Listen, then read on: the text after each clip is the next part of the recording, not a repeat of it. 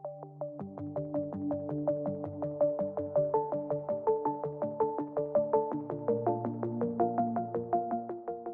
వీడియోలో మనం డిసెంబర్ 29వ తారీఖు నుంచి జనవరి 4 మధ్యలో జరగబోయే వార ఫలాలు పరిశీలిద్దాం. మిథున రాశి వారికి ఈ వార ప్రారంభంలో ఆర్థికపరమైనటువంటి సమస్యల నుంచి బయటపడే అవకాశం ఉంది. మీరు చేస్తున్నటువంటి రుణ ప్రయత్నాలు ఫలిస్తాయి. అలాగే మీకు రావాల్సినటువంటి ధనం చేతికి రావడం వల్ల చాలా వరకు మీ యొక్క చిన్న చిన్న సమస్యల నుంచి బయటపడే విధంగా అనుకూలిస్తుంది. అయితే ముఖ్యమైనటువంటి కార్యక్రమాలు ఈ వార ప్రారంభంలో కొంతవరకు ఆటంకపరిచే అవకాశం ఉన్నది. మరి సోమ మంగళవారాల్లో మరి చంద్రుడు సప్తమ స్థాన సంచారం అమావాస్య యోగం వల్ల చాలా వరకు కొత్త కార్యక్రమాలు ప్రారంభించడానికి అంత అనుకూలమైనటువంటి సమయం కాదు. అలాగే మీ యొక్క వ్యాపార భాగస్తుల నుంచి కానీ మీ యొక్క భార్యాభర్తల మధ్య చిన్న చిన్న తగాదాలు రావడం కానీ, ఇద్దరిలో ఎవరో ఒకరికి స్వల్ప అనారోగ్య కారణంగా కొంత అసహనానికి ఇబ్బందికి గురవడం జరుగుతూ ఉంటుంది.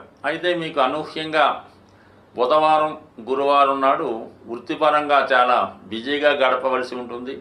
ఎక్కువగా ధన విషయంలోనూ ఆర్థిక విషయాల్లో కూడా ఉన్నటువంటి సమస్యలు పరిష్కరించుకుంటారు.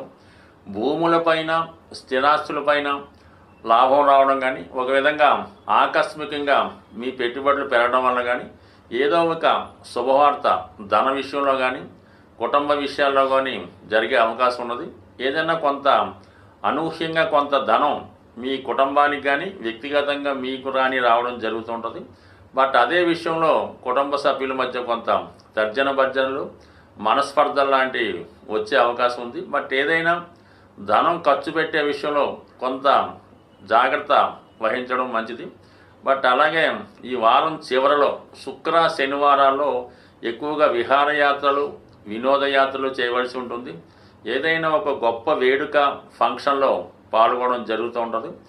అలాగే విలువైనటువంటి బహుమతులు మిత్రుల ద్వారా మీకు రావడం కానీ, మీరు మిత్రులకి విలువైన బహుమతులు ఇవ్వడం కానీ జరిగే అవకాశం ఉంది. ముఖ్యంగా ఈ వారంలో విదేశ ప్రయాణాలు కానీ స్వదేశ ప్రయాణాలు కానీ ఎక్కువగా విలాసవంతమైనటువంటి ప్రయాణాలు చేయవలసి ఉంటుంది.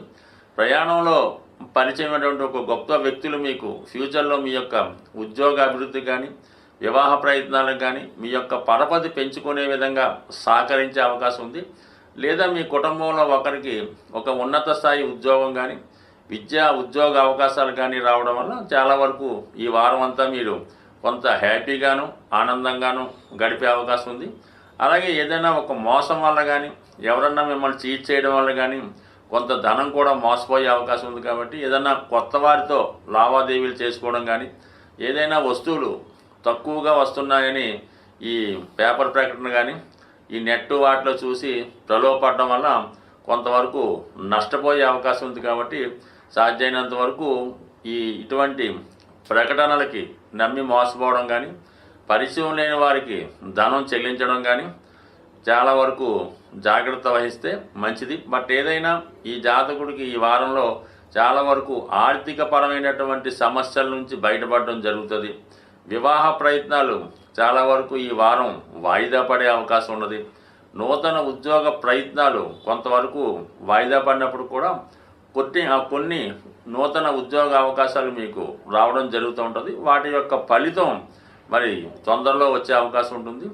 అలాగే మరి చాలా వరకు ఏదైనా ఒక అవకాశం వచ్చినప్పుడు 2 రకాలుగా మీకు అవకాశం రావడం జరుగుతుంటుంది. అది నిర్ణయించుకునే లేపులో ఆ అవకాశం పోగొట్టుకోవడం జరుగుతుంది. కాబట్టి ఏదైనా వచ్చిన అవకాశాన్ని తొందరగా నిర్ణయించుకొని దానికి ప్రవేశించడం వల్ల మంచిది. లేని పక్షంలో ఆలస్యం ఎప్పుడూ కూడా మీకు మంచిది కాదు.